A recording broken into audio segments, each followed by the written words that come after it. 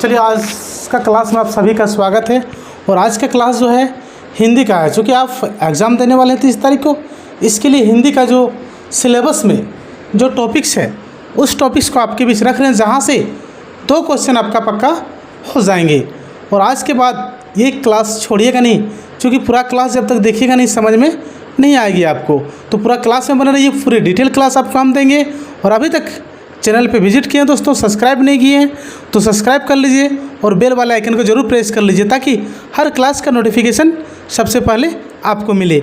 आइए इसकी क्लास की बात करते हैं। जो हिंदी का है वो है दोस्तों समास।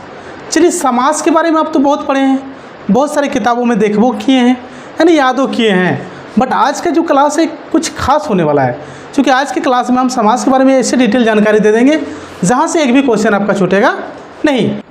जो इम्पोर्टेंट टॉपिक्स है वो है समास, क्योंकि समास के बारे में मैंने पहले आपको एक बार वीडियो बनाए थे दोस्तों। उसके बाद आपको ऐसे किताब में आपको नहीं मिलेंगे दोस्तों, जो आज को हम बताने वाले आपको हैं। क्योंकि समास होता है क्या, देखिए, जिसका अर्थ की बात करें संक्षेपीकरण, यानी संक्षिप्त करना, या कहें दोस्तों घटाना या फिर कम करना। जैसे एक बड़ा वर्ड है राजा का पुत्र, उसको शॉर्ट में हम लोग क्या बोलेंगे, राजपुत्र, है ना। तो शॉर्ट हुआ ना, वो संक्षिप्त हुआ ना, यही है समास, है ना दोस्तों। चलिए समास की बात कर लें।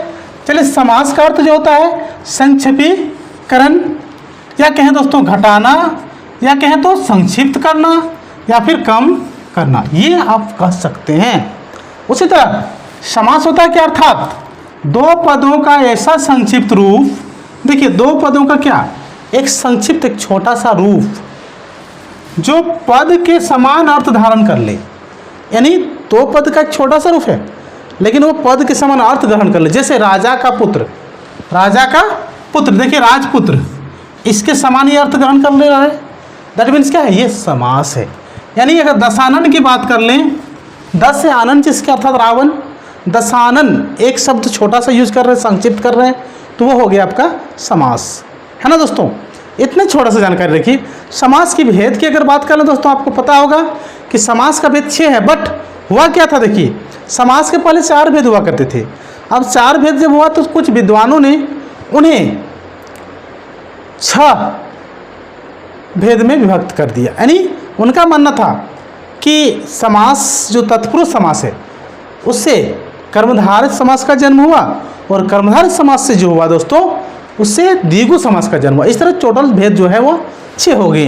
यानी समास का भेद बात कर लें दोस्तों, द्वंद्व समास, बहुव्रीहि समास, तत्पुरुष समास और अव्ययभाव समास। मुख्य रूप से पहले 4 हुआ करते थे, लेकिन विद्वानों ने इन्हें 6 भागों में बांटा दोस्तों।